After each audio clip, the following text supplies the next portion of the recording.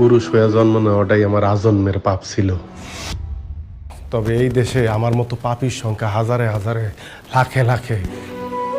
এরা সবাই মানব সন্তান হয়ে জন্মাইছে ঠিকই, কেউ পুরুষ হয়ে উঠতে পারে নাই।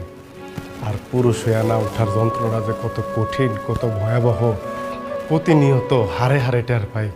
কারণ পুরুষের সাফল্যের ভাগ সবাই নিল, ব্যর্থতার ভাগ তো কেউ নিতে চায় না। কারণ সবাই মনে করে পুরুষ জন্মগ্রহণ করছে পরিবারের অন্যান্য সদস্যদের চাহিদা মেটানোর জন্য।